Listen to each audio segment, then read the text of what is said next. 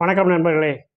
ஒரு வழியாக Israel, Iran 2க்கும் இடைப்பட்ட போர் முடிவுக்கு வந்திருக்கிறது. அதில் எல்லாருக்குமே மன நிம்மதியான ஒரு விஷயம். ஏன்னா 12 நாட்கள் தொடர்ச்சியா நடந்த போர் முடிவுக்கு வந்திருக்கிறது. இதில சொல்லக்கூடிய சுவாரஸ்யமான 2, 3 விஷயங்கள் இருக்குது. அதாவது ஒரு கிளைமாக்ஸ் போல கடைசி 2 நாட்கள் வந்து அடுத்தடுத்த திருப்பங்கள் ஏற்பட்டிருக்கின்றன. அதன் காரணமாக தான் போர் நிறுத்தம் என்ற முடிவுக்கு வந்திருக்காங்க. ஏற்கனவே பார்த்தீங்கன்னா, ரஷ்யாவுக்கும் உக்ரைனுக்குமான போர் வந்துட்டு 2 ஆண்டுகளுக்கு மேலா தொடர்ந்துகிட்டு இருக்குது. அதை வந்து யாருமே மத்தியஸ்தம் பண்ணவும் முடியல. அத அப்படியே விட்டுட்டாங்க. அவங்களா பார்த்து முடிக்கட்டுன்ட்டு. ஆனா இது மட்டும் 12 நாள்ல டக்குன்னு முடிவாயிட்டுன்னா, அதில கடைசி 2 நாட்கள்ல ஏற்பட்ட திருப்பம் தான் அதுக்கான காரணம். அதை பற்றி தான் நான் இப்ப பேசப் போறேன்.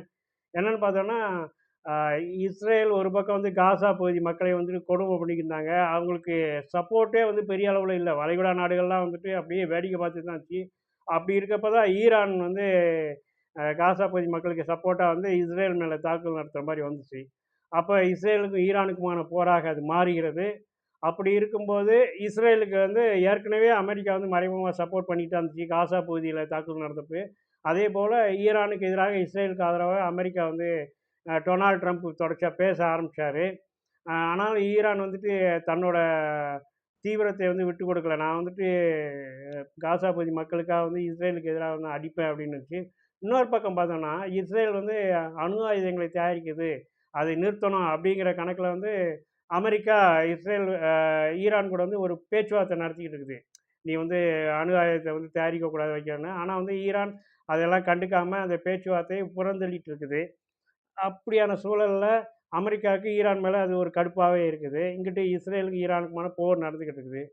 இஸ்ரேல் பார்த்தோன்னா, அவங்கட்ட உளவு அமைப்புகள் தான் வந்துட்டு ரொம்ப பெரிய அளவுல இருக்கும். மொசாட்ல இருந்துட்டு அந்த உளவு அமைப்பு, உளவு பிரிவு அதிகாரிகள் வந்துட்டு பல நாடுகள்ல ஊடுருவி நெறைய வேலையெல்லாம் பண்ணுவாங்க. அது வந்து ஒரு பயங்கரமான ஒரு அமைப்பா இருக்கும். அதுபோக உளவு மென்பொருள்கள் தயாரிப்பிலே வந்துட்டு அவங்க பெகாசஸ் மாரி நெறைய உளவு மென்பொருள்கள்லாம் தயாரிப்பாங்க. அதுவும் வந்து அவங்களுக்கான பாசிட்டிவ். மற்றபடி பார்த்தோன்னா, ஈரானோட ஒப்பிடும்போது பரப்பளவில் சிறியது.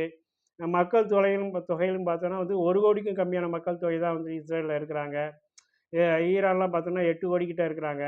ஆக ஈரான்ட்டே வந்துட்டு பார்த்தீங்கன்னா, பாலிஸ்டிக் ஏவுகணைங்கிறது ஒரு வலுவான ஏவுகணை இருக்குது. இஸ்ரேல்ட்ட என்னன்னு பார்த்தோம்னா, அணு ஆயுதம் இருக்குது. அந்த விதத்தில வந்து ஈரானை விட வந்து இஸ்ரேல் வந்து அந்த ஆயுதத்தில வந்துட்டு கொஞ்சம் வலிமையா இருக்கிற மாரி இருக்கு. ஈரானும் அதுக்கு ஈக்குவலா வரணுங்கிற மாரி தான் அணு ஆயுத தயாரிப்புல ஈடுபட்டிருந்தாங்க. அதை வந்து அமெரிக்கா தடுக்க பார்த்துச்சு. ஒரு பக்கம் அதோட தயாரிப்புங்கிறது நடந்துக்கிட்டு தான் இருக்குது.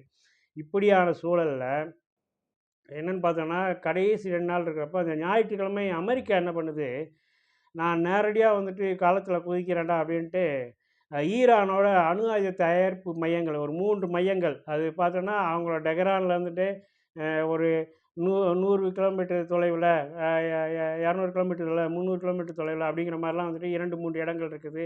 அதுவும் பார்த்தீங்கன்னா, மலைகளுக்கு இடைப்பட்ட இடத்துல ஒரு பூமிக்கு அடியில வந்து 200 மீட்டர், 300 மீட்டர் ஆழத்தில நம்ம எப்படி இந்த மெட்ரோ சுரங்க ரயில் மாரியே வந்துட்டு அவங்க வந்து அந்த ஆழத்துக்குள்ள வச்சு அந்த அணு ஆயுத தயாரிப்பு, யுரேனியம் செறிவூட்டுதல் இதெல்லாம் பண்ணிக்கிட்டு இருக்கிறாங்க. ஆக அத வந்து இஸ்ரேலால குறி வச்சு அதுக்குள்ள போய் அடிக்கிற மாரியான ஆயுதங்கள் இஸ்ரேல்ட்ட இல்ல.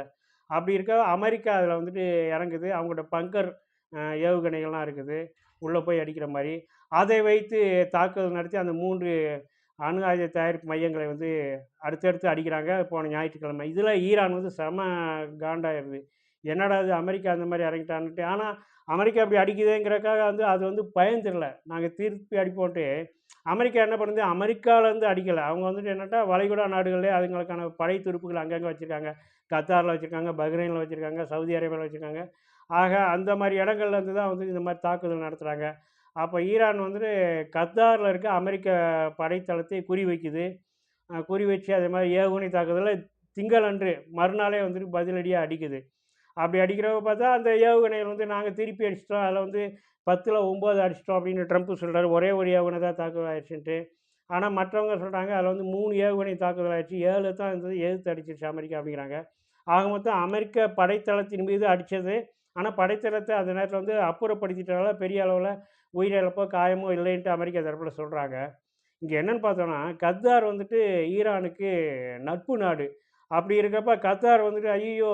நம்ம மக்கள் மேலயே அடிச்சிறாய்ங்கடா" அப்படின்ட்டு ஈரான்ட்ட சொல்லி, ஈரான் வந்துட்டு, "நான் வந்து மக்களுக்கு எந்த விதத்தில பாதிப்பு நான் ஏற்படுத்த மாட்டேன். எனக்கு குறியெல்லாம் வந்து அமெரிக்கா தான். அமெரிக்க படைத்தளம் தான்" அப்படின்ட்டு அதை குறிவைத்து தான் அடித்தது. இருந்தாலும் கத்தாருக்கு ஒரு பதட்டமாயிருச்சு. அடுத்து மக்களுக்கு பாதிப்பாச்சுன்னா என்ன செய்யறதுன்ட்டு. ஏன்டா இப்போது ஈரானில் பார்த்தோன்னா நம்ம இந்தியர்களே பார்த்தோன்னா 4000 பேர் தான் இருக்கிறாங்க. அதே இது கத்தாரில் பார்த்தோன்னா கிட்டத்தட்ட 7,50,000 பேர்கிட்ட அங்கே இருக்கிறாங்க இந்தியர்கள் வந்துட்டு. இதே மாதிரி உலகம் முழுக்க இருந்து பல்வேறு நாடுகள்லேருந்து கத்தாரில் மக்கள் இருக்கிறாங்க. ஆக பல்வேறு நாடுகளும் வந்துட்டு அவங்கவுங்க நாட்டு மக்களை வந்து திரும்ப அழைச்சிக்கிட்டாங்கன்னா கத்தாரோட பொருளாதாரம் டப்புன்னு போயிடும். ஆக கத்தாரோட எல்லா உற்பத்தியுமே பாதிக்கப்படும். அப்போ கத்தார் பதறிட்டு போய் அமெரிக்காட்ட சொல்லுது, இல்லை இல்லை நீங்கள் வந்துட்டு உடனே போர் நிறுத்தத்தை பண்ணுங்க அப்படின்ட்டு. வேறு வழி இல்லை, அமெரிக்காவும் அதை பண்ணி தான் ஆகணும். ஏன்டா அமெரிக்காவுக்கு கத்தார்லாம் வந்து இடம் கொடுத்துருக்கு, நீ வந்து நில்லுன்ட்டு. அப்போ வந்துட்டு அமெரிக்காவால் கத்தாருக்கு ஒரு பாதிப்போட எப்படி ஏற்றுப்பாங்க? அப்போ அமெரிக்கா சொல்லுது, நீ கத்தார் நீயே போய் பேசு ஈரான்ட்ட அப்படிங்கும். ஈரான்ட்ட கத்தாரே போய் பேசுது. இன்னொரு பக்கம் பார்த்தோன்னா இஸ்ரேல்கிட்டையும் பேச்சுவார்த்தை நடத்துது அமெரிக்கா. அதுக்குள்ளே வந்து ட்ரம்ப் வந்துட்டு அதான் அவர் தான் வந்து வாய் துடுக்கான ஆளாச்சே. இஸ்ரேலும் ஈரானும் வந்து போர் நிறுத்தத்துக்கு ஒத்துக்கிட்டாங்க அப்படின்ட்டு அவர் வந்து வாய் துடுக்கா சொல்கிறாரு. அவனை ஈரான் வந்துட்டு மறுக்குது.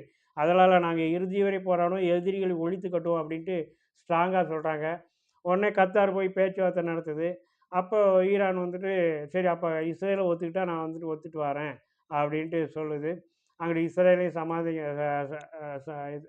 சமாதானப்படுத்துகிறாங்க. இஸ்ரேலை ஒத்துக்கிட்டதுக்கப்புறம் இந்த செவ்வாய்க்கிழமை போர் நிறுத்தத்துக்கான அறிவிப்பு வருது. இப்போ கூட இஸ்ரேல் வந்து என்ன சொல்லுது, ஈரான் இதையும் மீறி தாக்கல் நடத்தும், நாங்களும் தாக்கல் நடத்துவோம் அப்படின்னு சொல்கிறாங்க. ஆக போர் நிறுத்தம்ங்கிறது நம்ம எல்லாருக்குமே வந்து மன நிம்மதியான ஒரு விஷயந்தான். எப்பயுமே போர்னு பார்த்தோம்னா முதல்ல பாதிக்கப்படுறது அந்த பகுதியில் இருக்கக்கூடிய பொதுமக்கள். பொதுமக்களோட உயிருக்கு பாதிப்பு வருது, உடைமைக்கு பாதிப்பு வருது. அடுத்து அந்த நாட்டின் உற்பத்தி பாதிக்கப்படுகிறது, பொருளாதாரம் சிதைவடைகிறது. அதுக்கப்புறம் அதோட அந்த நாட்டில் இருக்கக்கூடிய வெளிநாட்டினருக்கும் பாதிப்பை ஏற்படுத்தக்கூடியதா இருக்குது. ஆக அடுத்ததா இதோட தாக்கம் வந்துட்டு பங்குச் சந்தையில எதிரொலிக்கும். இப்போ கூட பார்த்தீங்கன்னா, போரின் காரணமா பங்குச் சந்தை அடி வாங்கிட்டு இருந்தப்ப, நேத்து போர் நிறுத்தம்னு சொன்னதுமே ஒரு 100, 1000 பாயிண்ட் வந்து ஏறுது. ஆக உலக அளவுல போருங்கிறது பெரிய பாதிப்பை ஏற்படும். இன்னொரு பக்கம் பார்த்தோன்னா, பெட்ரோல் இங்கிட்டு வந்துட்டு ஈரான் என்ன பண்ணிருந்துச்சு, இந்த ஒரு நீரிணைப்பு அங்கே அது வழியா தான் வந்து பெட்ரோல் கச்சா எண்ணெய்கள்லாம் உலக அளவில் வந்து போக்குவரத்து நடக்குது. அந்த நீரிணைப்பு வந்து டப்புன்னு மூடிருச்சு. மூடவுமே அது ஒரு பதட்டம் அமெரிக்காவுக்கு வந்துட்டு. அமெரிக்காவில் உலக நாடுகளுக்கே வந்துட்டு, ஏன்டா இப்போ அது வழியா தான் கச்சா எண்ணெயெல்லாம் கொண்டு போகிறாங்க. அதை நிறுத்தியாச்சுன்னா கச்சா எண்ணெயோட வரத்து நின்று போச்சுன்னா தன்னால் டிமாண்ட் அதிகமாகிறப்ப விலை ஏறிடும். அப்போ உலக நாடுகள்லாம் பயப்படுது. ஆக இது எல்லாமே வந்துட்டு ஒரு பதட்டத்தை ஏற்படுத்தியா கடைசி 7 நாளில் வந்து அடுத்தடுத்து கிளைமாக்ஸ் வந்துட்டு திருப்பங்களாக மாறி கடைசியில் இப்போ போர் நிறுத்தத்துக்கு வந்திருக்காங்க. இந்த போர் நிறுத்தம் அப்படியே தொடரும் என்று நம்புகிறோம். என்னன்ட்டா இஸ்ரேல் வந்து காசா மக்கள் மீது வந்து தாக்குதல் நடத்துவதிலிருந்து பின்வாங்கணும். இஸ்ரேல் வந்து தன்னோட போர் நடவடிக்கை தவறு என்பதை ஒப்புக்கொள்ள வேண்டும்.